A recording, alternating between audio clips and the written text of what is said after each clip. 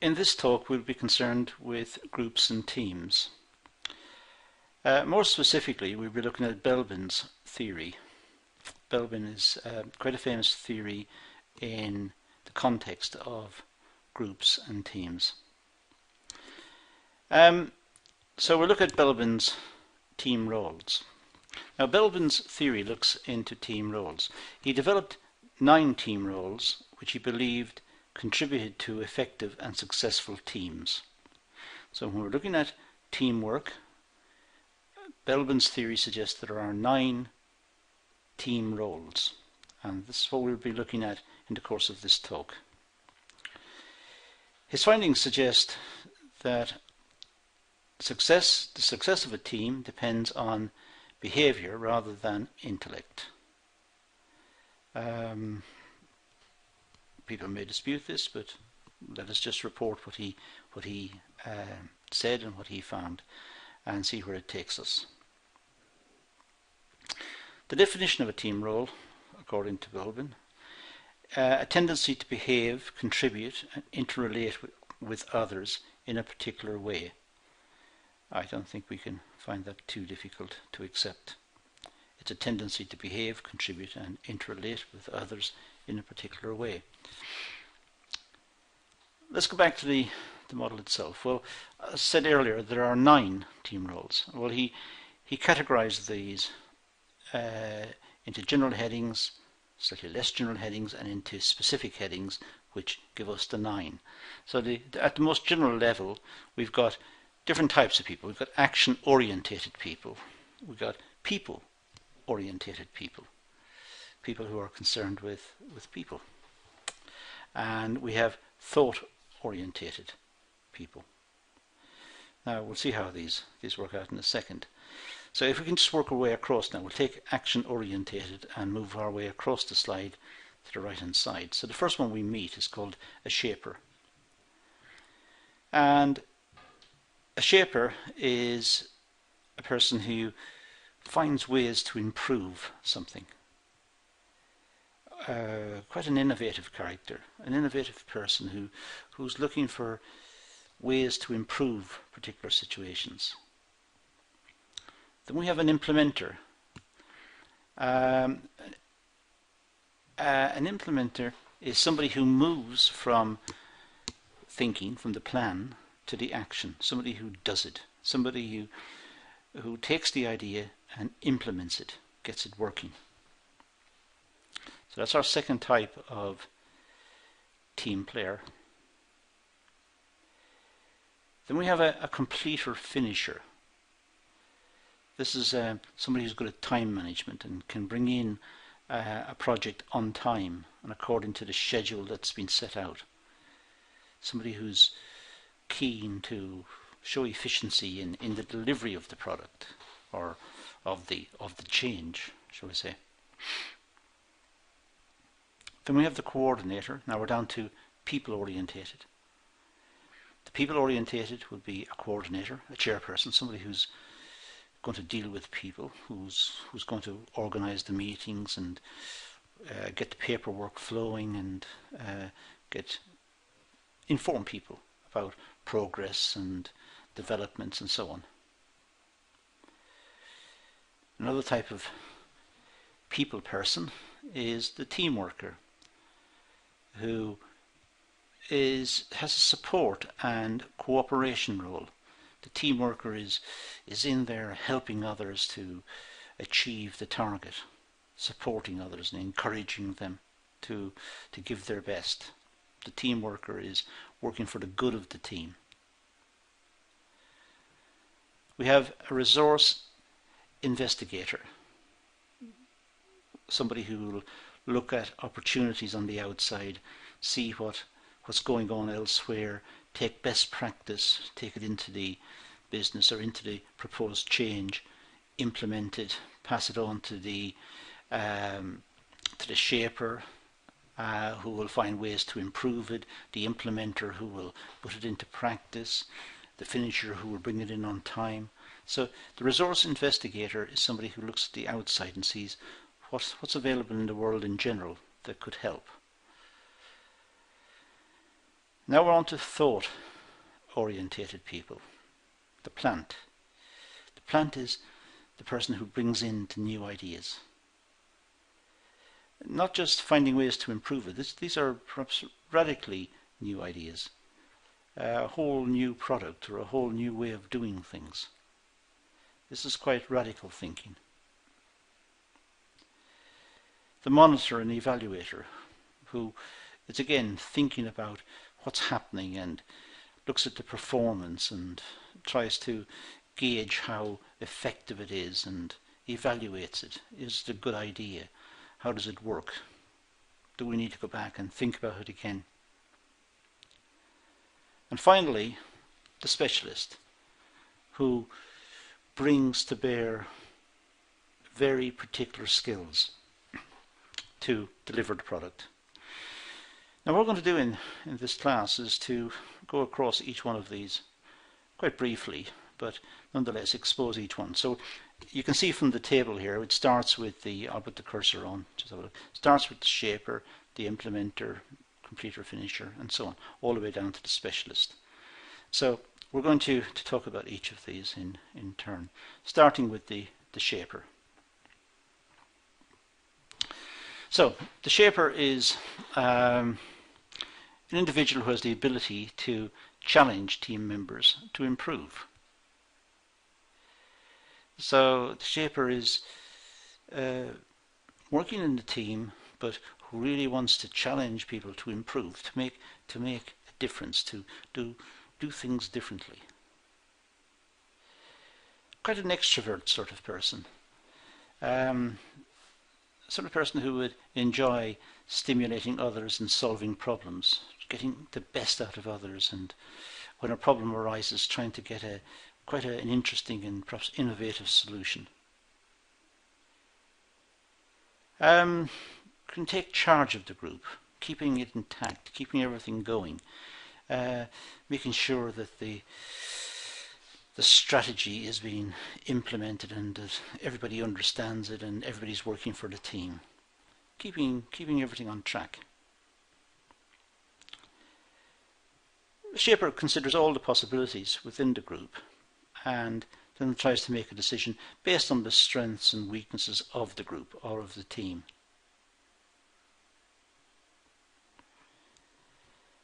Tries to get over problems and motivate the individuals.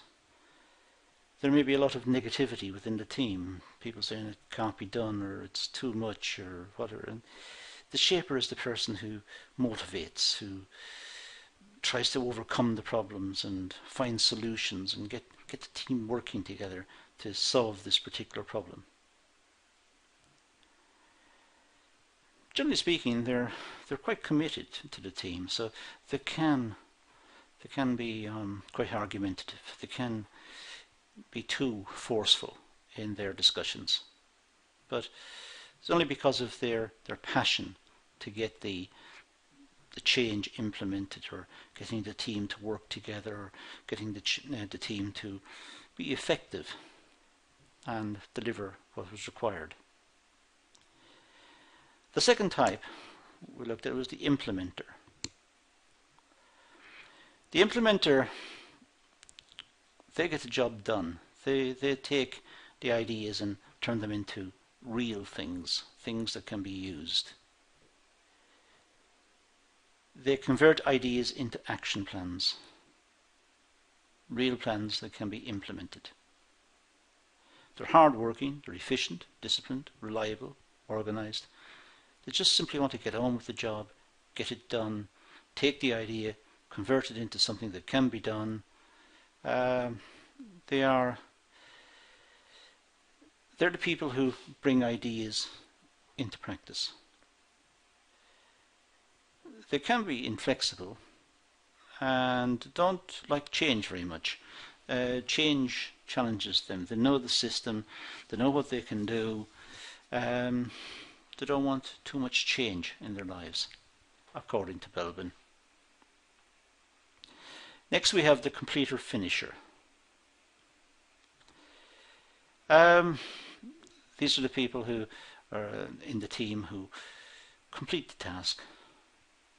finish it off and make sure it's there. They pay attention to the detail, correct any errors and take corrective action. They're responsible really for the quality and the detail of the product or of the change. They're driven by deadlines, and they try to meet the deadlines. They try to get people to fit in with the schedule and work hard to complete within the deadline. Sometimes they're seen as perfectionists, conscientious, probably a bit anxious. Perhaps too much attention to detail for some people's liking. It's also said by many that they worry too much. Many people say they need to chill out a little more, maybe relax a little, but they're worried about the product or the change. They're worried about it looking good, meeting expectations. So they worry perhaps a little bit too much. Next is the coordinator. The coordinator looks after the team, perhaps the chairperson, the person at the top who tries to coordinate and give directions. They provide the team with guidance and set out the goals. Generally speaking, they're good listeners, and they have good understanding of the capabilities of the team and the strengths and even the weaknesses of the members of the team, and they try to work within that framework. They tend to be calm, delegate tasks effectively to appropriate group members. Generally speaking, don't get too excited, just get on with the job. However, sometimes they can become controlling and a bit manipulative. They can become political and try and get people to play against each other, and their objective is to get the job done, almost by hook or by crook. Get the job done, and in order to do that they can become a little bit controlling. The team worker, well, the team worker provides supports to the other members within the group and ensures that group members are working together effectively. Team worker, team player. The team worker is the person who doesn't see themselves as individuals. They see themselves as part of the team. They're not individuals. They're not isolated, and they don't see their colleagues as isolated. They're all part of a team pulling together to achieve something. They're good negotiators. They're diplomatic and perceptive. When a problem arises, they negotiate. They explain how people should break down the work and who should do what, and try to get consensus within the team, so everybody's pulling together. They're popular and capable of maintaining the harmony. By and large, their role means that they are popular. They tend to be indecisive, however. They have an uncommitted position during discussions and decision making. They don't put themselves into it. They listen to others and to try to strike a compromise between the views of perhaps conflicting members of the team. So they themselves are outside of it. The resource investigator. These individuals are innovative. They look for different options and opportunities for resources on behalf of the team. A bit like scavengers. They go out looking for the best technology, for the best ways of doing it. They look at good practice elsewhere. They try to instill the good practice into the teams, bring back different ideas. They maintain contact with the stakeholders to help the team to achieve its objectives, but really what they're on to is finding new ways of doing it to make the team more efficient. They're very enthusiastic, they're very extrovert, they're very turned out and very sociable, always looking for new ways and very enthusiastic about what they're doing and trying to get the team to be enthusiastic as well. Sometimes maybe a little too optimistic, and when it starts to go wrong or the effort dips a little, they can lose enthusiasm very quickly. They go from one extreme to the other very quickly. They're very enthusiastic when things are going well, but when things are not going so well, they can become demotivated. The next one that Belbin mentioned was the plant. Now, this group, or this individual, is creative, brings new ideas to the group. This is quite radical new ideas, could be quite entrepreneurial in some respects. They love praise. And they're not very keen on criticism. They like their ideas to be accepted and praised for their ideas. They're introverted and work separately from the team. They're not good team members. They're pretty separated out, pretty much working on their own. Quite introverted. They love praise. They love new ideas. They've got the interest of the team at heart. It's just that they don't seem to cooperate with the rest of the team. They don't communicate well with the other members of the team. They like to work on their own initiative. They like to work separately. Next, we have the monitor evaluator. As the name suggests, they monitor and evaluate ideas and approaches that other members bring to team discussions. So they're always sort of weighing up the pros and the cons of every point and trying to assess which is the best direction in which to move, and always trying to evaluate what is the best course of action. They consider as many options, or all the options, carefully, and they look into the pros and cons and debate it and try to come up with a good solution. They're very critical in their thinking, and they're quite strategic because they want the best course of action, and they want the team to manipulate the course so as to maximize its chances of success.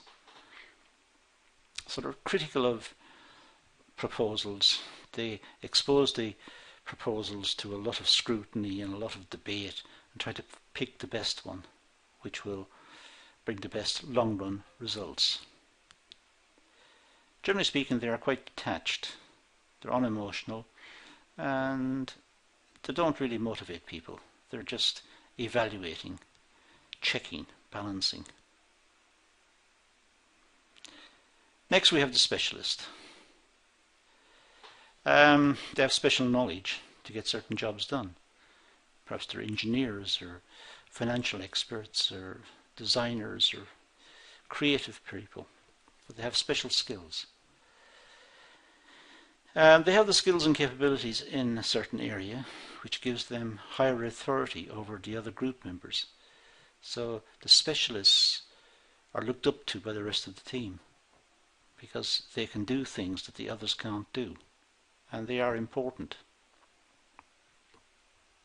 The role within a group is to know the answers, and because they know the answers, or they're there hopefully to know the answers, they don't really make big contributions in any other way. They see a problem, or they're asked a question, and they'll give an answer, and that really is their job. But they do command respect from the rest of the group because they are specialists, because they can do certain jobs or tasks that others can't do. That's the Belbin model. There are 9 types of team worker, and each of these have been dealt with to some extent in these notes. It may be worth looking over the notes again later and perhaps stopping the video from time to time and making your own notes as to what each one is and what the attributes or the qualities of each type of team worker are. But in the meantime, that concludes this video. So thank you for watching.